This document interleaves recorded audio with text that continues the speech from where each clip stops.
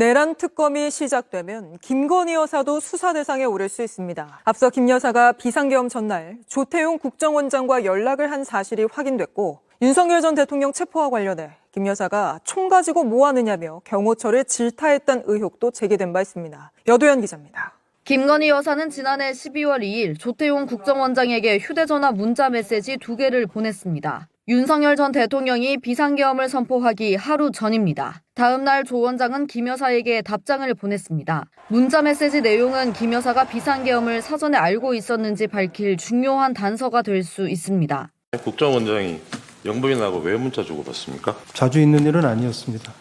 그건 무슨 내용인지 기억나십니까? 글쎄요, 금방 기억이 잘 안 납니다. 앞으로 내란 특검에서 두 사람의 구체적인 문자 메시지 대화 내용이 확인될 걸로 보입니다. 김 여사가 윤 전 대통령 체포를 막기 위해 경호처를 압박했는지도 특검 수사로 밝혀야 합니다.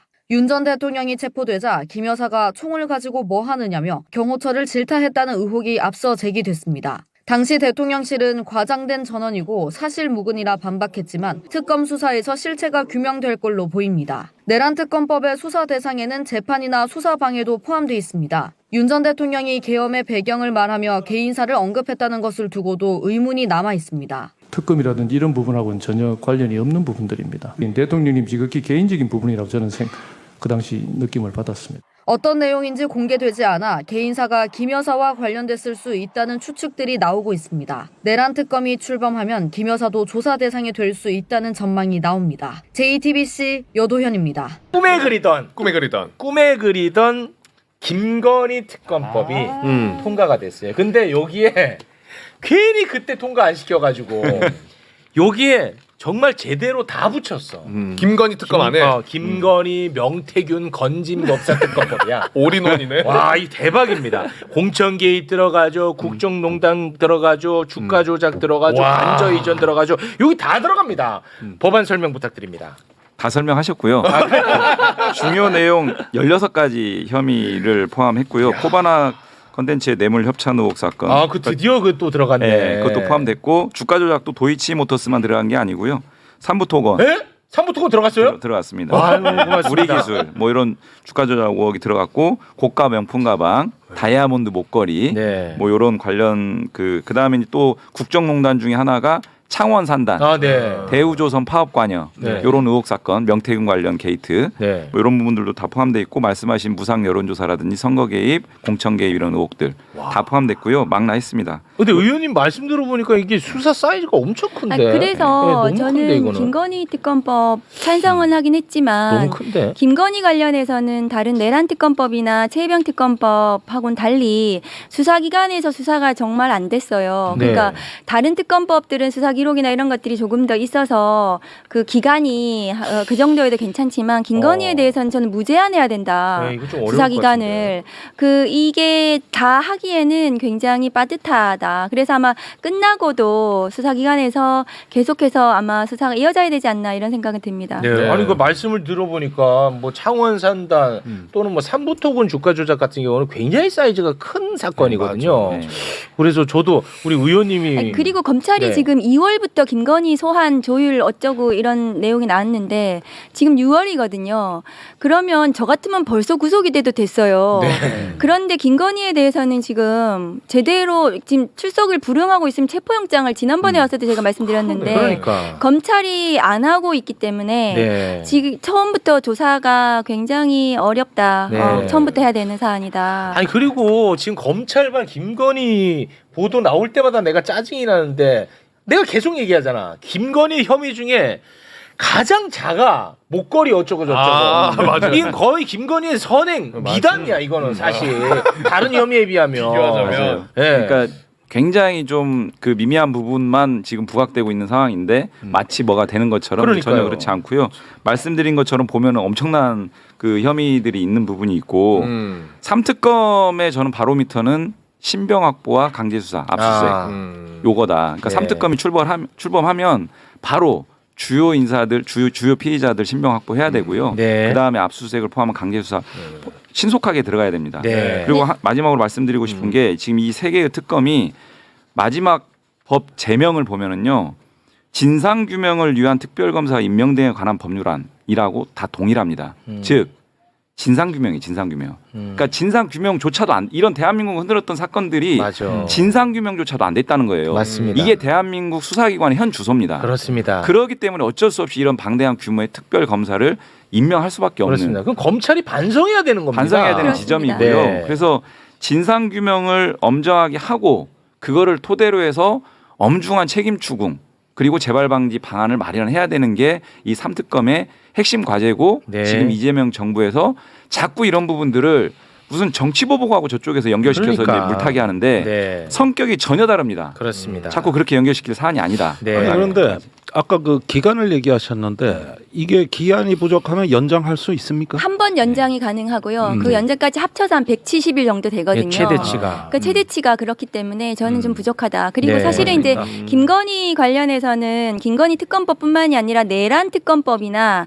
아니면 최혜병 특검법에 김건희가 다 관련성이 있다고 보여져요. 그러니까요. 그 최혜병 특검법 같은 경우에도 이종호를 통한 로비설에 김건희가 네. 들어가 있고 해서 저는 수사를 하면 할수록 김건희 쪽으로 뭔가 많이 나올 것이다. 그렇습니다. 세 개의 특검이 네. 그런 생각이 듭니다. 네. 재밌는 건 배현진은 또 찬성했더라고 김건희 특검. 네. 이거는. 네.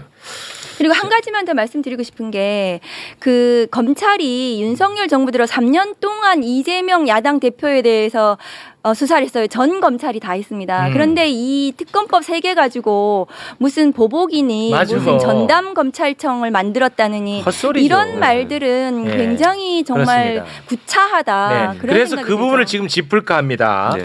그동안 이제 민주당이 야당일 때 네. 며칠 전이야 근데 야당일 때 엊그제입니다. 특검을 수없이 본회의에서 통과시켰는데 윤석열과 윤석열의 부하들이 거부권을 행사했잖아. 그렇죠. 그래서 못했던 거야. 그렇죠. 불과 며칠 전 얘기야. 한덕수도 그랬고. 그러다가 이제는 그 거부권을 행사하는 대통령이 사라졌습니다. 네.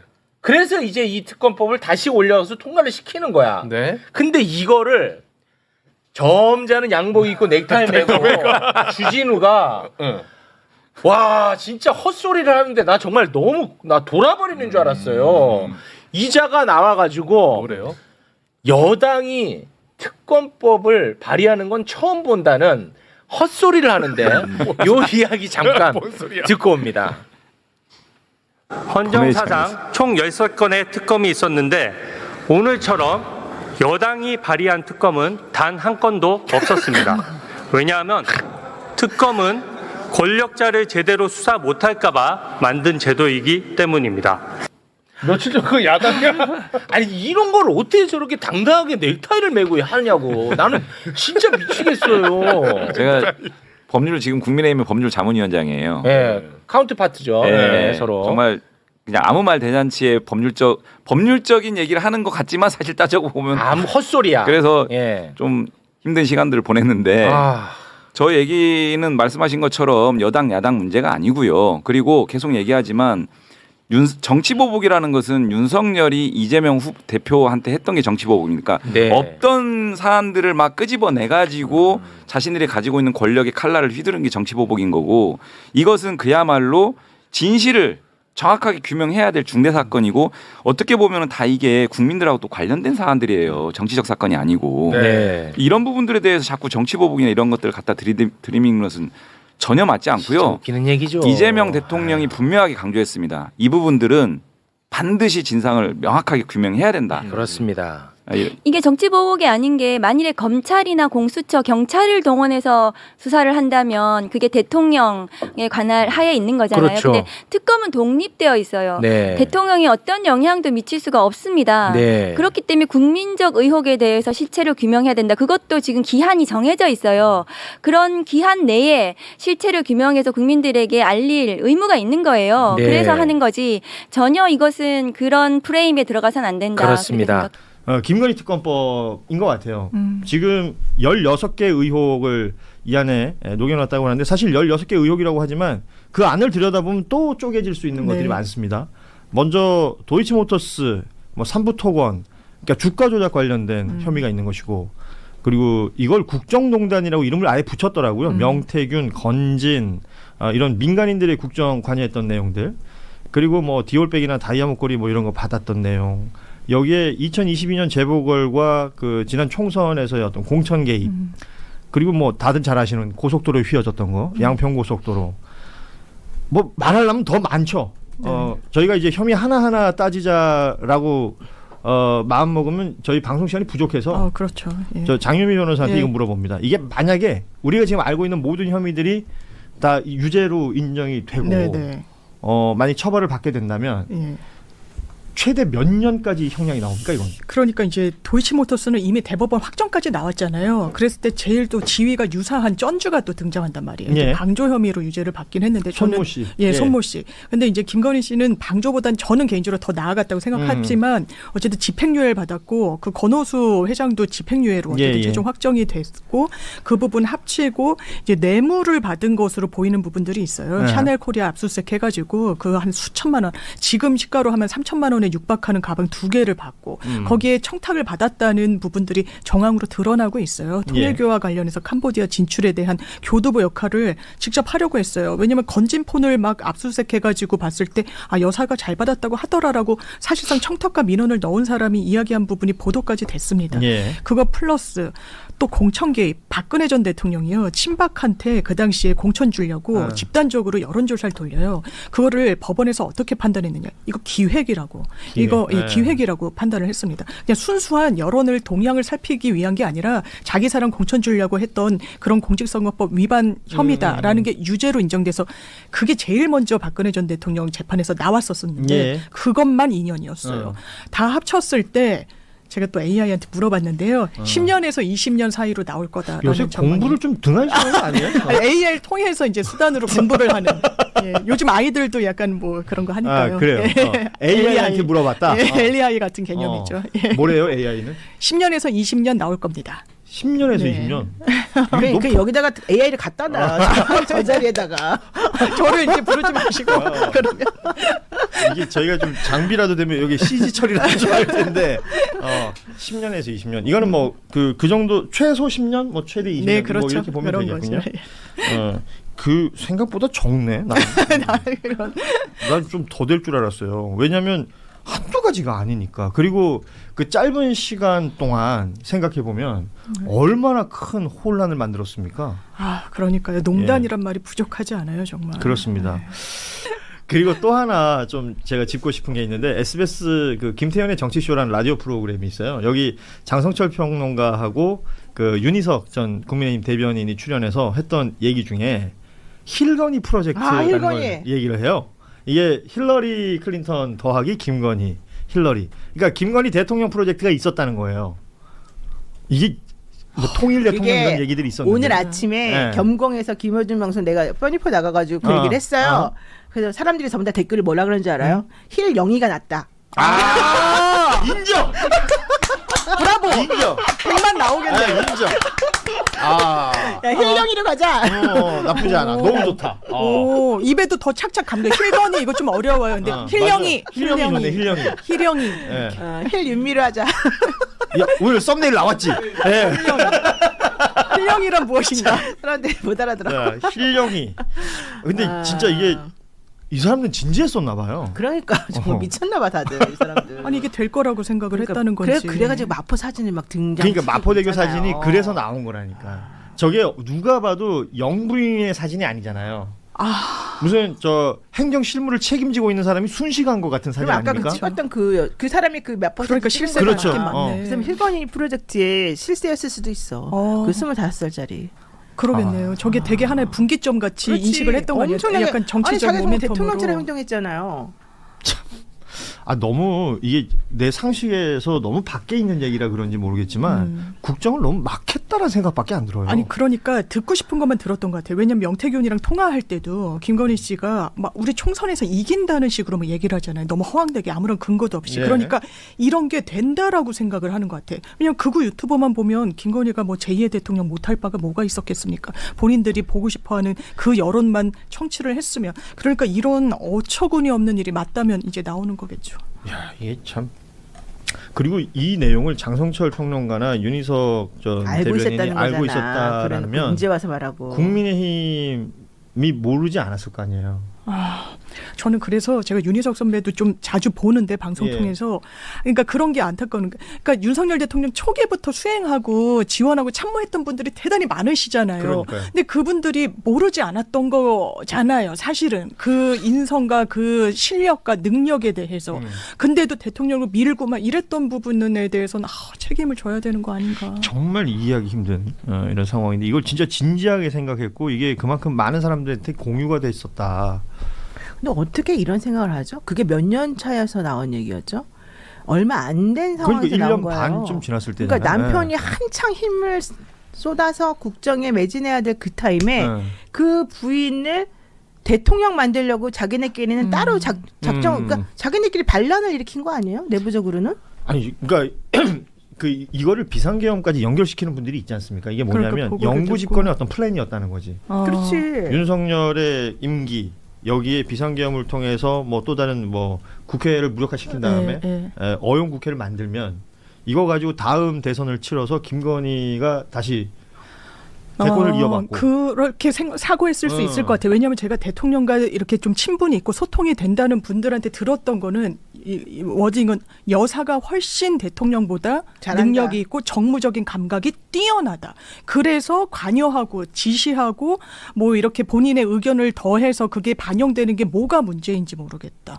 그러면 그 연장선상에서 뭐가 문제인지 모르겠대요. 예, 그러니까 너무 능력이 뛰어나서 너무 그렇다는 아니 취지였어요. 윤희석 대변인은 부끄럽지 않나요? 자기가 나와가지고 그런 말을 할 상황이에요 지금. 인제는 말할 수 있다 이렇게? 그렇게 말입니다. 그러면 안 되죠. 자기도 책임을 져야 되는 거지. 이 말도 안 되는 미친 짓에 자기도 동참하고 오케이 했다는 거 아니에요? 자기네끼리는 내부적으로 그러니까 윤석열이라는 사람 대통령으로 인정하지 않았다는 얘기잖아요. 그러니까 뭔가 적극적으로 오케이는 아니라 할지라도 그냥 암묵적으로 계속 이걸 인지하고 있었다는 거예요. 그렇죠. 자기네가. 최소한 인지하고 있었다면 막기라도 했어야지. 그게 이런 얘기가 나오면 안 되는 공직이 거잖아 많이 원래는. 줘야지. 그리고 새 대통령 들어서고 이틀째 되니까 이 얘기가 나오는 거예요. 참 이게 그 고스란히 그 현실을 보여주고 있는 것이다. 그 이후에도요 총선 때도 계속해서 김건희가 총선에 나온 애만에 이거 맞아요. 가지고 계속 얘기가 나왔었잖아요. 맞아요. 그러니까 언제든지 이 사람들은 김건희라는 사람을 내세우고 싶어서 그게 난리가 허튼 났던 소리가 거예요. 아니었구나. 지금 보니까. 허튼 소리가 아니었던 거죠. 확실히. 진짜 이게 참이란 소리밖에 안 나오네. 그러니까 어이가 없죠. 그러니까 이 정도가 되면 우리가 유추할 수 있는 건 이거죠.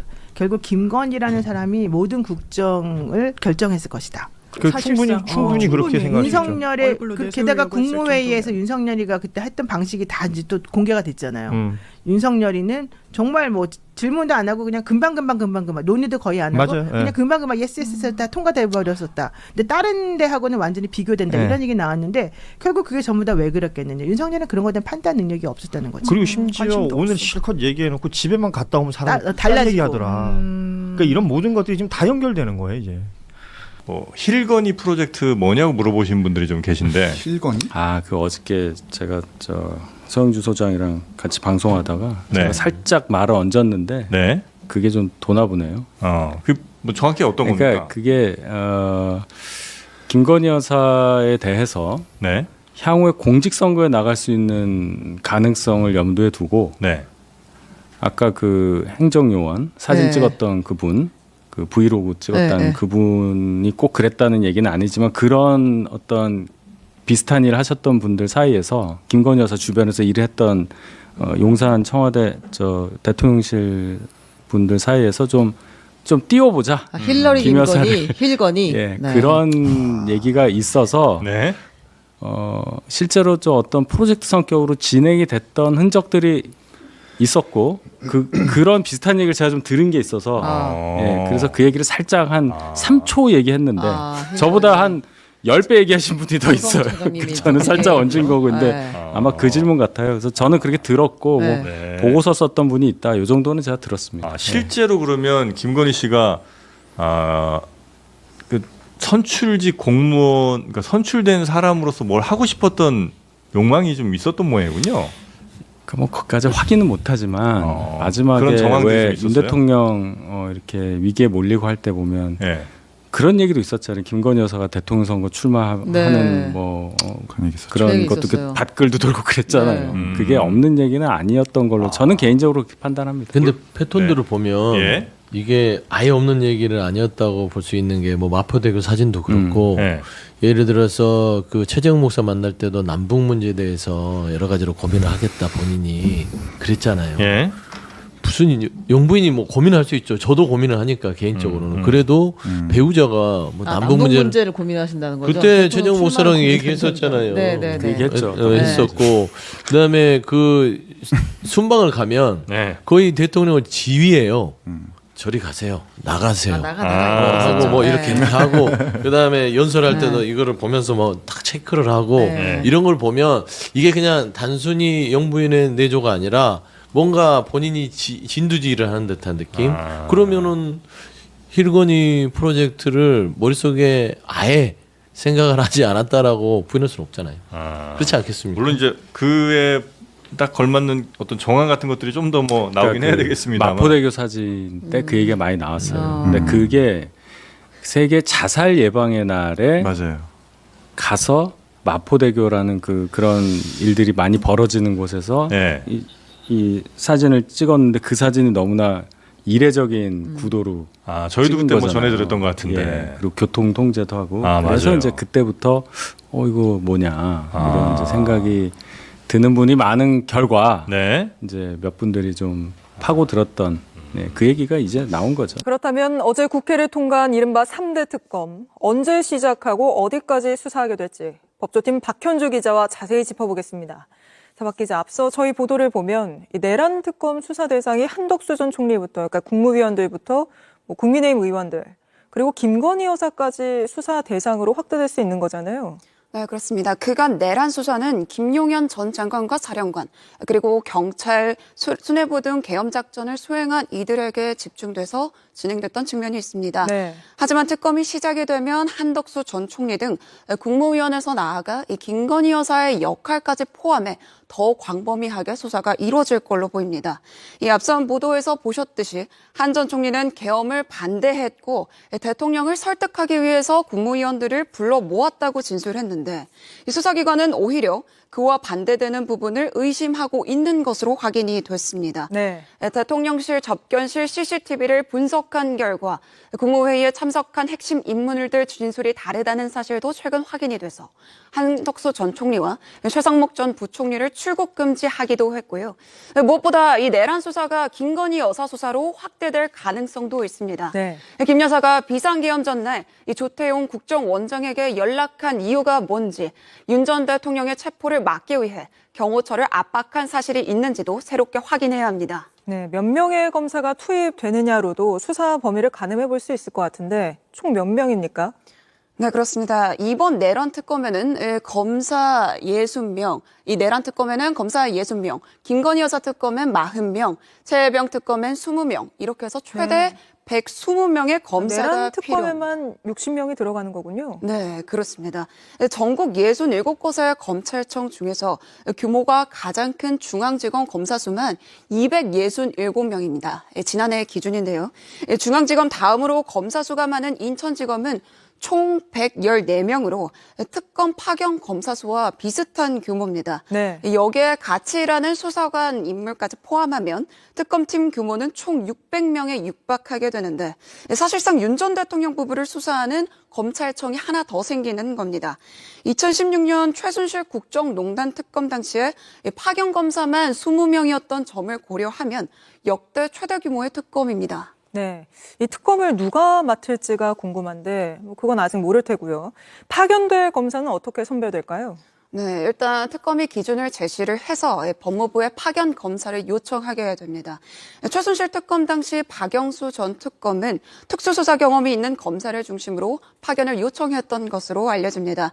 당시 보면 차장급이었던 윤 전 대통령이 팀장으로 파견을 갔고 또 그 밑에 부장급 검사 3명, 부부장급 검사 2명, 평검사급 14명으로 수사팀이 꾸려졌습니다. 이번에는 100명이 넘는 특검 규모인 만큼 선별 과정도 만만치 않을 걸로 보입니다. 검찰 내부는 이미 긴장한 분위기인데요. 특히 내란과 김건희 특검 활동 기간은 최장 6개월이어서 검찰 인사에도 영향을 미칠 것이라는 지적도 나옵니다. 네, 특검은 언제쯤 시작할 걸로 보입니까? 네, 이재명 대통령이 특검법을 공표하면요, 이 민주당과 조국혁신당이 특검 후보군 2명을 추천해야 합니다. 이 중 1명을 이 대통령이 특검으로 임명을 하게 되는 건데, 이후 특검은 20일간의 준비 기간을 거쳐야 하지만 바로 수사에 착수할 수 있습니다. 네. 이렇게 되면 특검이 출범한 후에 이번 달 안에 본격 수사에 나설 수 있다는 전망도 나옵니다. 네, 이번 달 아니요.